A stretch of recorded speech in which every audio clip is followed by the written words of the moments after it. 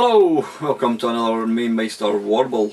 Do apologise about my rather rough look. Just been back from a run, had a quick shower and I've got my favourite t-shirt on. So anyway, yeah, today's subject is something that I've always found quite fascinating. It's something that's a bit contentious. It's possibly something some people don't like talking about, but it's something that probably each and every one of us as a video gamer has become involved in at some point along the way. And that subject is piracy, or software piracy.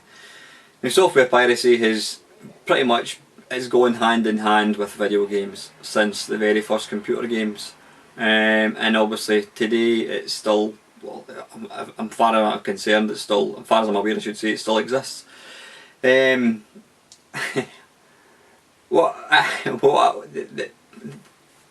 Probably what I want to kind of talk, what I find most interesting about piracy is the different forms it's taken over the years. I mean, I'll give you my sort of history of, I pirated games, I admit it, you know, I think as most people who are into video games probably did. I mean, when I got my first computer, Commodore 64, in 1983 I think it was, I bought tapes, as you do, and then it was only when I had a part-time job in Wilco, which I've probably mentioned about umpteen times. Had a part-time job in Wilco, and one of my fellow trolley boy colleagues, Brian, his surname shall remain hidden for obvious reasons. Yeah, Brian, we got talking about computer games. He had a Commodore 64, I had a Commodore 64, and he told me how he had, I don't know, 90 games, and I'm like, what? 90 games? 90 times £10 is a lot of games. Then he told me you can actually copy them, and so Brian said to me, come up to my house one day and I'll give you a tape of all my games. So I duly did that, armed with two C90s. I went up to Brian's house and proceeded to copy most of his games using an Amstrad double tape deck. So yeah, that was the start of piracy in my life. Obviously, I was too old. I wasn't at school. I had left school by the time I got a computer. But then obviously it's one of these things. Being a computer owner, you get speaking to people, and I got speaking to a few people at work's sons. I mean that I was an old bugger when it came to video games, as I touched on in my gaming as a pensioner video. Mentioned to guys I worked with, and their sons had Commodore 64s, and then what we did was we exchanged lists of games, and I'll have that one and that one in exchange for that one and that one, and that's just how it basically worked. So yeah, and then eventually I joined a computer club, which was basically a computer gaming club to play games, but it was basically a piracy club. You turned up on a Wednesday evening at Inverarmond Community High School, armed with your Commodore 64 and your blank discs, and you proceeded to copy as many games as you possibly could. That's just the way it was. Excuse me, I've got a cup of tea, in fact.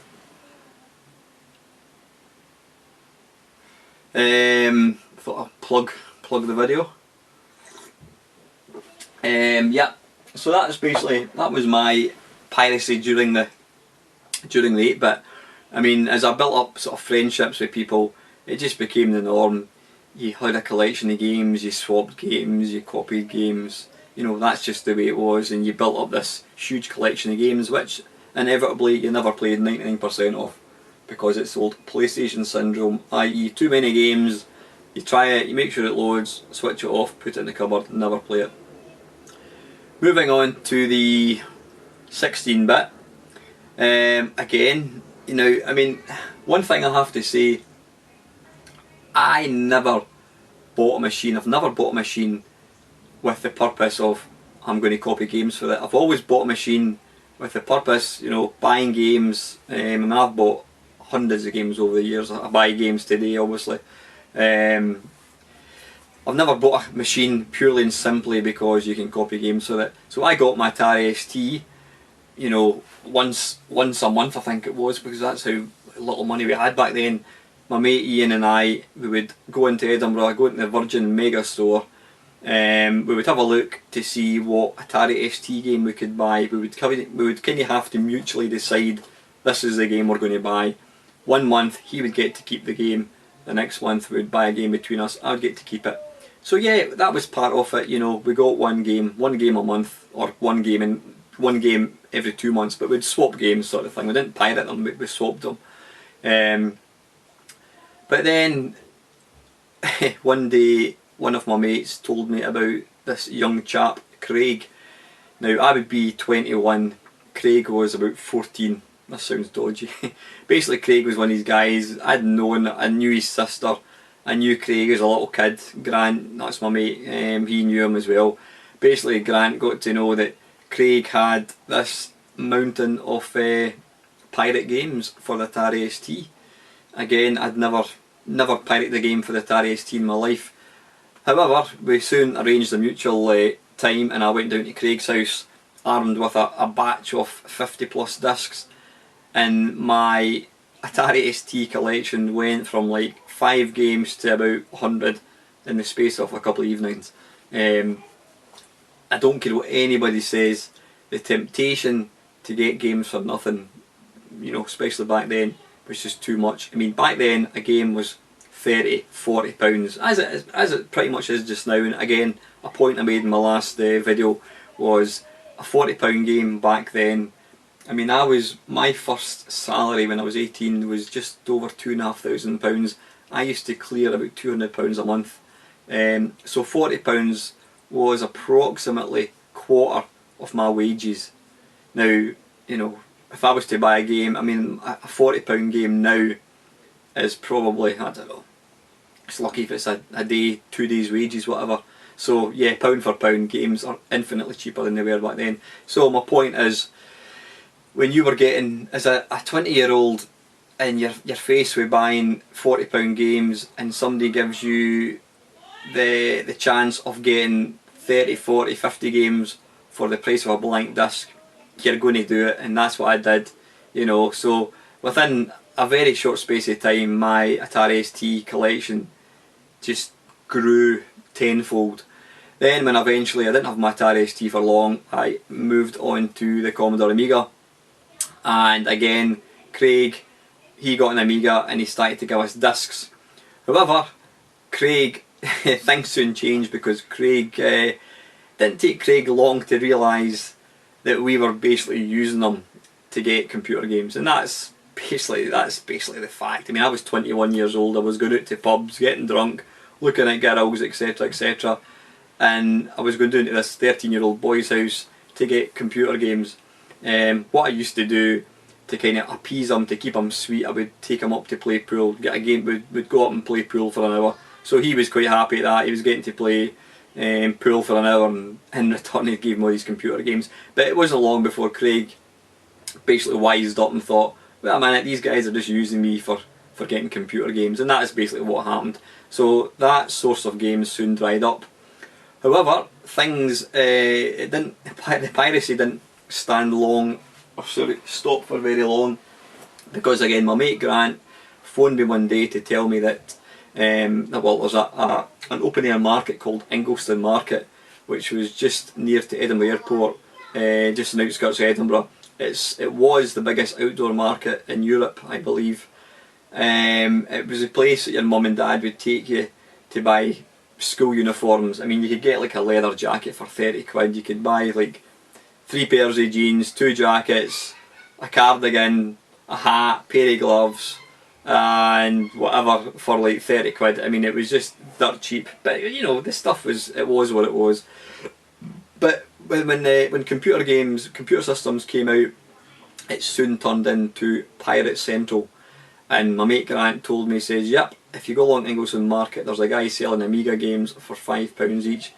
Now, you know, in this sort of day and age of downloadable games on iPads, etc., you're getting a game for 99 pence. So maybe £5 sounds a lot. But again, when a game was costing £40 brand new, to basically get whatever game you wanted for a fiver, it was too good to resist. So it wasn't long before myself and Grant would jump in the car on a Sunday morning, drive through, and it started off basically the guy standing behind a stall, and he had white books, or these kind of folders with all the pirate games in it. You basically thumbed through the folder, told him what you wanted. He went out right round the back, pulled out discs, deal was done. The police, not that the police could do very much, the police soon kind of cottoned on to that, so the pirates became a bit cleverer. What they would do is they would have a selection of like box joysticks. They'd have a couple of like 3-4-year-old games displayed on this counter. It was pretty bloody obvious to any gamer that these games were there just as a sort of superficial window dressing to try and hide the fact that what they were actually doing. So yeah, you know, the piracy thing soon grew. I mean, in the early days it was just me and Grant and a few handful of kind of hardcore gamers would go along to queue up and get our video games. But as Amiga grew in popularity and obviously the price came down, everybody was getting Amiga. I mean, the Amiga must have been one of the biggest pirated games systems going. And then latterly it became the PlayStation, and I think the PlayStation was, again, I mean, I've heard the fact, now I don't know if this is true, that the reason the PlayStation sold so many units was because it became such a piece of piss to actually chip the machine and run pirate games that everybody in their auntie had a PlayStation, to the point that any generic computer system was referred to as PlayStation. You'd say to somebody, oh yeah, my son's, they wouldn't even say got a PlayStation, it was he's got PlayStation. That's what they referred to. PlayStation became the generic term for video games, in the same way that Hoover became, instead of a vacuum cleaner, it was Hoover. Hoover's a brand name, as is PlayStation's a brand name. So anyway, I'm warbling a wee bit. So it wasn't long before you would go to Engelson and market for your PlayStation games, and then latterly it became your PC games. But they got a bit cleverer, they got a bit sort of snappier with the business. You'd basically go behind this tarpaulin cover and you would be standing there in a queue amongst all these other degenerates, snotty-nosed kids, guys with money, etc. Oh, my daughter and wife are having a bit of a kerfuffle downstairs. I do apologise. I have to edit this video and then rejoin it. So anyway, yeah, you would turn up as early as possible because the guys basically had a limited number of games. So if you wanted the latest games, you would turn up as early as possible. So anyway, yeah, you turned up and you would go behind this tarpaulin and you would stand in line until it became your turn, and then you would thumb through this big folder, and then the guys would go away to the car, or some of them were even sort of bigger scale. They would actually copy the games there and then, and so you'd have to kind of hang about and wait for them. Now these guys, I mean, there was one guy in particular, his name was Jim. He looked like an ex-con, put it this way, you wouldn't mess with this guy. Pockmarked, I can't say too much, looks a bit like I do now. Beard, grey beard, pockmarked face, wouldn't mess with him. And he eventually, his sons were helping to run the stall. And then latterly, even his daughters, and one of them was pretty hot. So that was always an added bonus, but you certainly wouldn't give her the eye, because if her dad Jim saw you, he'd probably take you out and cut your throat or something. So yeah, in fact Jim looked like the main guy out of Breaking Bad. I don't know if anybody watches Breaking Bad. He looks a bit like him. You wouldn't fuck with him, put it that way. So anyway, yeah, you'd go behind this tarpaulin, pick your games, and then they would go away, copy them, bring them back. And I says, so they moved on from Amiga discs, and then they graduated on to the PlayStation, and then it became the PC. Obviously the mid-90s, the PCs became massive. You got all your CDs. Now this is before broadband. People didn't have broadband. I mean, I didn't even have internet until about 1997. I don't know where these guys got all these discs, but there was a series of discs. There was like one of the famous, basically it was like crackers who would crack all these software, and they would cleverly compress them and put them all into one CD. So you would get things like Mr. Blobby 93, and it would have half a dozen full games, half a dozen utilities, and some other little games. And that is basically how you worked with your pirate PC games. you bought all these compilations. I mean, they were clever, they were very professionally put together. They had music, they had a sort of like a main menu type thing. You popped the disc in, you picked what game you wanted to install, and it just did it for you. It was really, really clever. So yeah, that went on for years, and again, the problem with these is it became the PlayStation syndrome. You had far too many games, and just you didn't have the time to play them. So moving on from that, eventually, I'm trying to think when it would probably be. I think the piracy, probably when broadband first kind of kicked in. I always remember my dad, bless him, I mean my dad's passed away now, sadly. My dad was the first man to get, or person that I knew to get broadband. Not that he did any piracy, but yeah, I mean that would be 2000 I think it was when Dad got broadband. It was like half a meg download connection, so you were getting like 20k a second, which compared to my 1.5k a second was like, it was like science fiction. So yeah, I think possibly around about then the markets started to dry up. I mean, one funny little story, Brian, the said crook I was telling you about, you know, I would buy games off him. I mean, he must have made an absolute fortune. I mean, I used to spend 20, 30 pound a week on computer games. It was crazy, because it was like, you know, it was greed.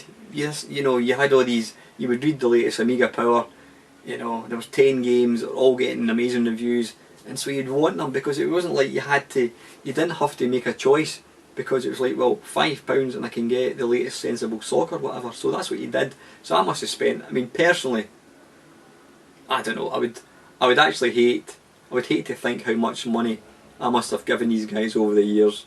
Absolutely frightening. Probably, I don't know, hundreds and hundreds of pounds I must have spent on these guys. The best of it was, after a while you threw the discs in the bucket. But anyway, yeah, I used to buy my stuff with Brian.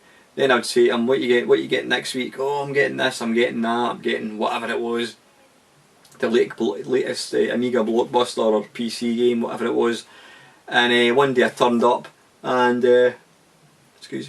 one day I turned up, went to the usual spot, and there was no Brian.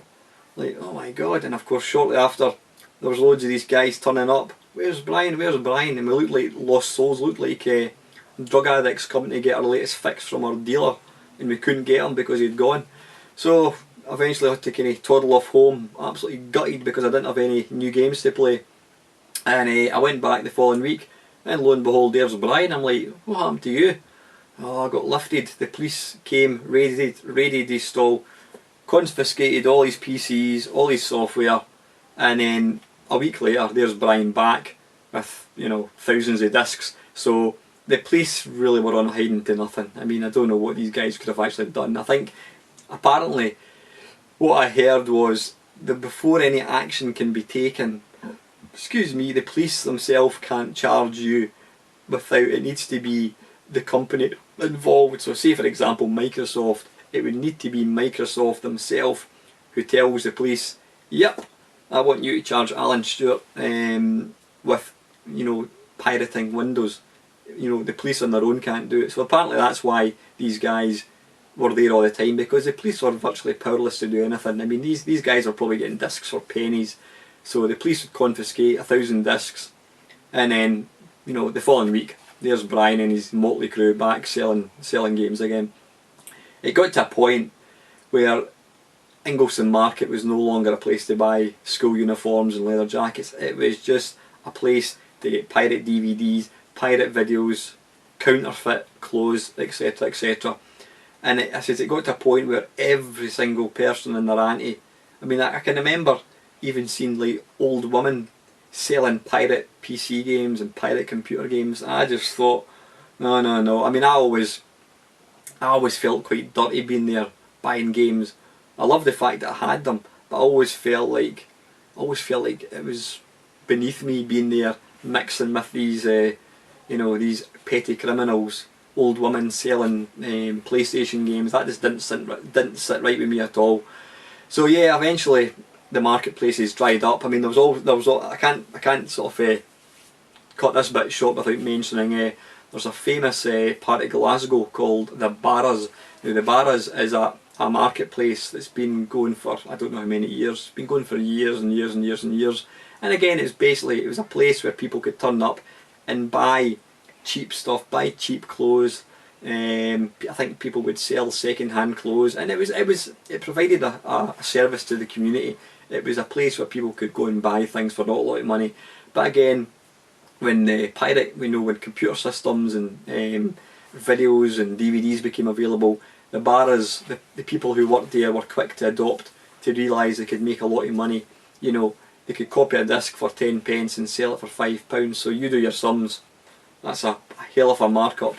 So yeah, the barras was another one where you could go along, and I mean, for me it would be a sort of an hour's drive to the barras and then an hour back again. But if Ingleton didn't have anything, I could always go to the barras, and I could always guarantee I would come back with full pockets of lovely computer games. In fact, when I first got my PlayStation, that was the first place I went to. Shortly after getting it, I found out that you could get it chipped. And I remember driving through on the back of Grant's motorbike, funnily enough. He had his PlayStation, I had my PlayStation. We drove through in the motorbike to the barras and got our PlayStations chipped for, I think it was £80 or something. Which again, back then, that was the price of 2 new games, so to me it was a bargain. So yeah, that was probably about the end of home piracy. Not home piracy, that was probably the end of sort of commercial piracy, whereby I actually used to pay people money for copying games. Then of course when the internet came out, you know, not so much with your slow dial-up, but when broadband became popular, yeah, I'll put my hand up. I used to pirate games. I mean, I'm on a fibre optic thing right now, and you know, I can download a gig's worth of data in, I don't know, 10 minutes, not even that probably. So yeah, I mean, I do know there's obviously torrent sites and that kind of stuff. So yeah, that's obviously still, I wouldn't say it's big business. I think it's big business for internet providers, because I'm quite sure, now please comment if you think I'm talking shite, but the only purpose of having a fibre optic connection is to download stuff. Now, what do you download that's going to be 8, 9, 10 gig? You know, personally, now this is without a word of a lie, you know, I mean, I used to download, you hear that? My TV just made a funny noise. Yeah, I used to download games to the PC and that kind of stuff, but I don't play it. What on earth is that? Oh, it's just I've got a thing, SCART connector thing stuck to the wall with sticky tape, and it's just fallen off. Oh, getting spooked out there. Somebody's obviously frowning upon my piracy talk. What was I saying?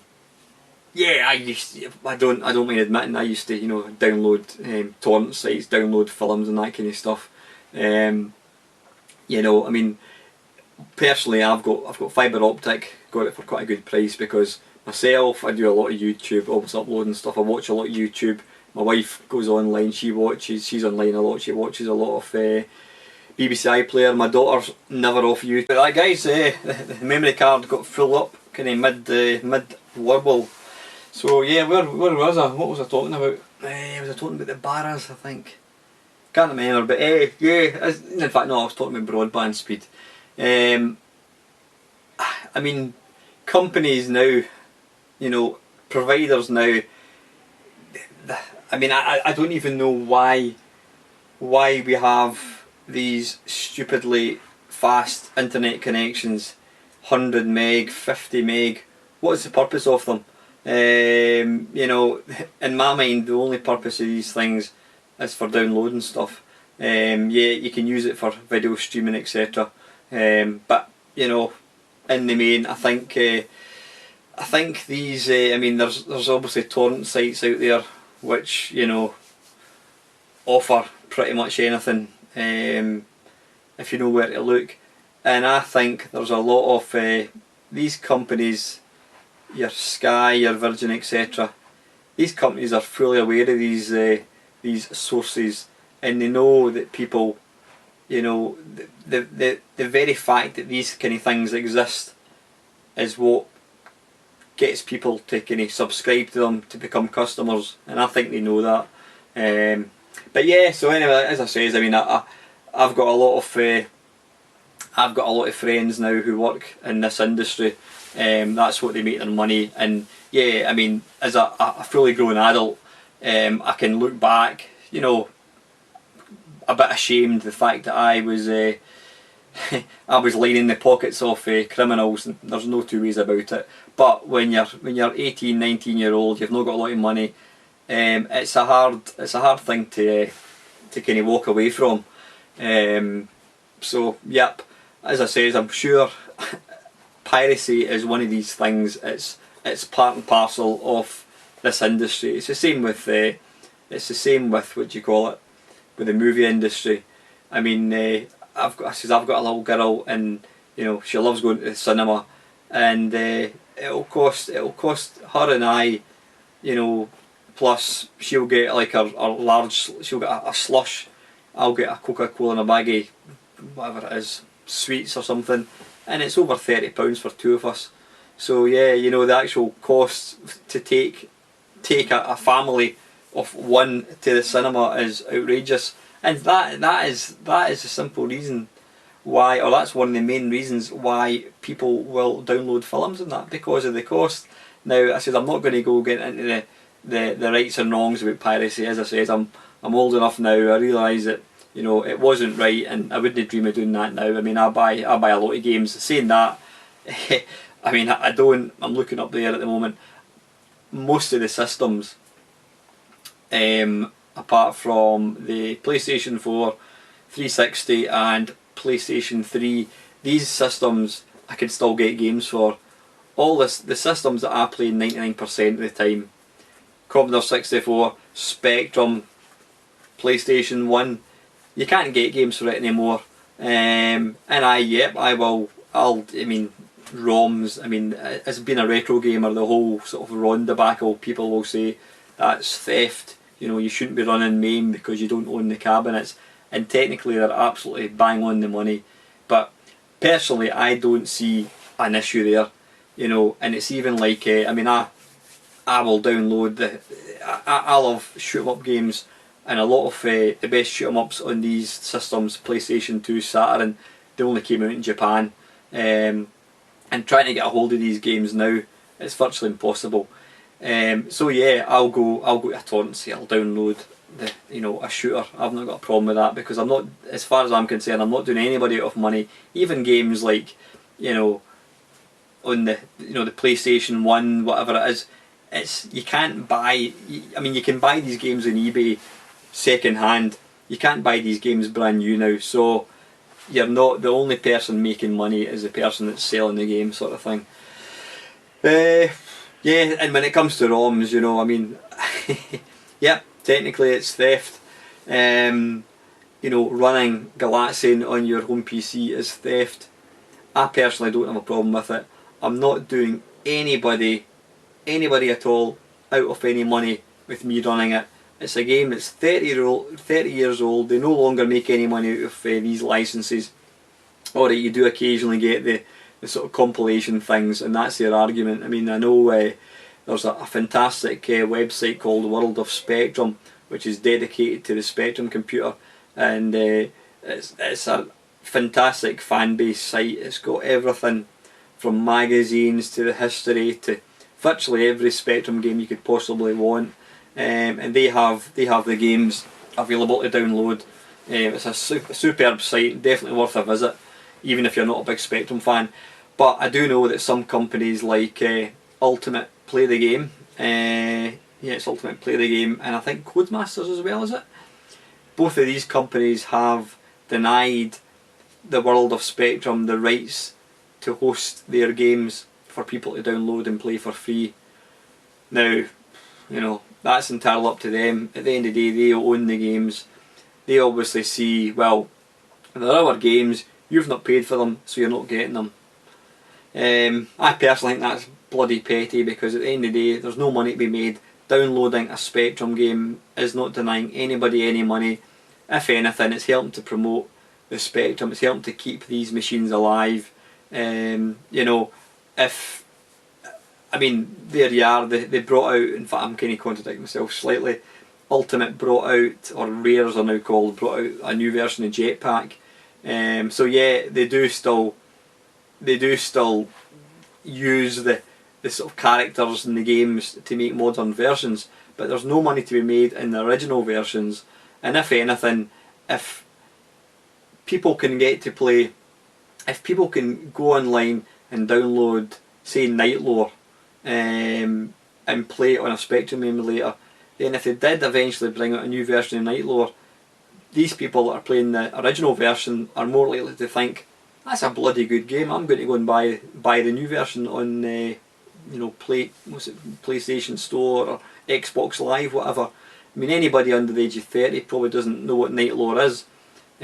So if you stopped people being able to play them on emulators, then chances are they'll never know what Night Lore is, and so if a new version of Night Lore comes out, they're going to think, never heard it, not interested. So keeping the old games alive, allowing people to play them for nothing, I don't see there's a big problem. I mean, every time every time you play MAME, you get a disclaimer: this game should not be used out with Japan. If you're found using it out with Japan, then it's you're breaking the law and you're liable to a fine. Well, yeah, that's probably true, but I've yet to see somebody jailed for playing an emulated game. So that is a sort of one form of piracy. You're using games that you're not paid for. Piracy, lining the pockets of people who've copied games, completely against. Yeah, I did support them back in the day. I think a lot of people probably did. So yeah, that's it. I think piracy is one of these things that's always going to be there. As long as things can be gotten for free or not a lot of money, there's always going to be people ready to take advantage. And computer games are no different. And watching films is exactly the same. So anyway, guys, I know this is probably a bit of a contentious issue, but I think it's quite an interesting one. I've never actually seen anyone openly talk about it on YouTube. I'm completely against copying current games, piracy current games now. There's really no excuse. I mean, yeah, games are £50 brand new. Just a bit, again, compare that to what you were paying back in the day. Games have never been as cheap. If you want to play a game, you can probably download you can probably download a demo. If you like it, then go and buy the game. But the great thing is, I mean, I've got a PlayStation 4 which I very rarely use, and I'm kind of that much for selling it because I just don't use it. I prefer to play older games, but I've got an Xbox 360 up there, I've got a PlayStation 3, and I go on eBay and I bought a couple of games. I got Overlord. It's a Codemasters game, funnily enough, for the 360, and myself and my daughter have been playing this for the last probably 6 weeks. It cost me £2? It was less than £3, that included delivery. So you can pick up games for absolutely pennies. So there's no point in downloading games for the Xbox 360, that's just pointless. I am against that, I did pirate games back in the day, I put my hand up to that, but I would always say, go out and support these guys, because at the end of the day, if these guys the creative talents who make these games, who write the games, if they're not making any money, then it just means that you're not going to have a software industry, and this fantastic industry of ours is just going to dry up. So anyway, I think I have warbled on quite a plenty. It'd be interesting to hear other people's opinions. I'm not really want to know my opinions about piracy. Piracy is wrong, absolutely 100% it is wrong. It's more just that I'm interested to hear other people's stories about piracy back in the day. Did you swap games with kids in the playground? Did you buy yourself an Amstrad double tape deck? How did you do it? I says it's quite an interesting part. It's probably part of this industry that people don't like to talk about. But at the end of the day, if it wasn't for piracy, most of us probably wouldn't have been exposed to half the games that we got to play, and that's the reality of it. So by all means, if you don't like what I'm talking about, hit the dislike button. I don't condone piracy at all. But I do think it's quite an interesting subject. I mean, it seems to have kind of died out now with digital downloads and that kind of stuff. But back in the day, it was part and parcel of the kids swapped games in the playground, and that's what it was. So anyway guys, I hope you enjoyed watching this video. As usual, if you do enjoy watching it, please consider hitting the like button. Please leave comments. I'm always interested to leave comments and always try and reply to every comment left. And lastly, if you enjoy watching this pish that I make on a regular basis, I do try and upload one video a day. Sometimes I go a bit daft and do a couple a day. If you do enjoy watching these, please consider hitting the subscribe button. And as usual, have a nice weekend and thanks for watching.